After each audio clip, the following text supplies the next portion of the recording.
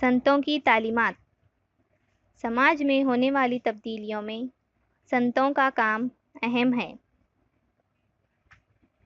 समाज में मुख्तलिफ तबक़ात से आने वाले संतों ने आगे बढ़ाया। संतों ने लोगों को रहम, अदम तशद्दुद, अहिंसा, दूसरों की भलाई, खिदमत, मसावात और भाईचारा जैसी खूबियों की तालीम दी।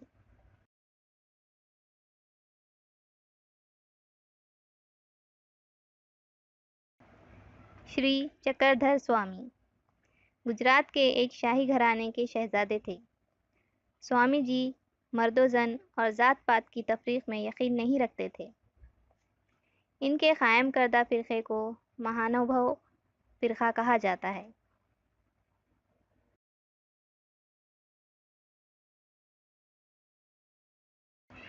संत नामदेव। संत नामदेव को विट्ठल से बड़ी अक़ीदत थी। अभंग लिखे और कीर्तन करके लोगों को बेदार किया।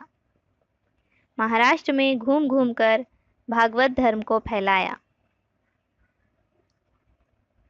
भक्ति के रास्ते पर चलने का जज्बा बेदार किया।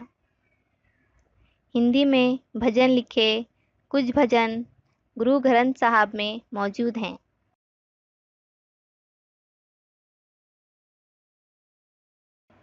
संत ज्ञानेश्वर।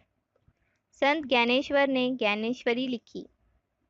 उन्होंने लोगों से पुरज़ोर नसीहत की। ईश्वर से अक़ीदत रखो, हर एक से इकसां सलूक करो, दुखियों की मदद करो और उनके दुख दूर करो। उनकी नसीहतें पिछले 700 सालों से महाराष्ट्र के कोने कोने में गूंज रही हैं। ज्ञानेश्वर ने जवानी में पूना के करीब आलंदी में समाधि ली।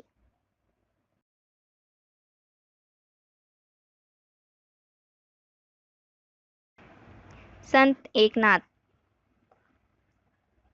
संत एकनाथ पैठन के रहने वाले थे। उन्होंने भक्ति का प्रचार किया। उन्होंने कई अभंग, औदिया और भारूड लिखे।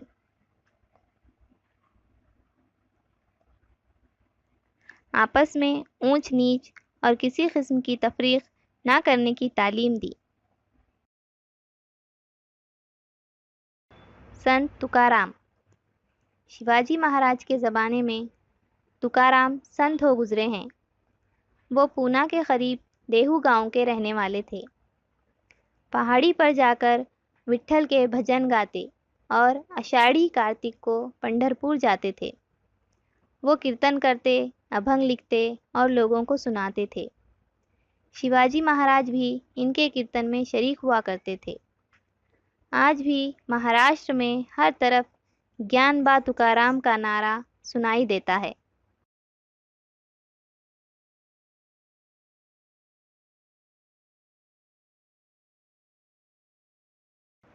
समर्थ रामदास। इसी ज़माने में महाराष्ट्र के कोने कोने में रामदास के नारे जय जय रघुवीर समर्थ की गूंज सुनाई देती थी। रामदास का असली नाम नारायण था।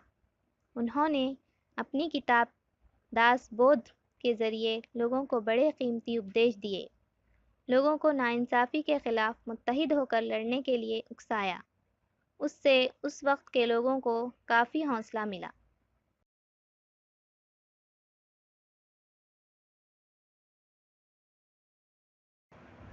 तमाम संतों ने मोहब्बत, इंसानियत और भलाई का पैगाम दिया।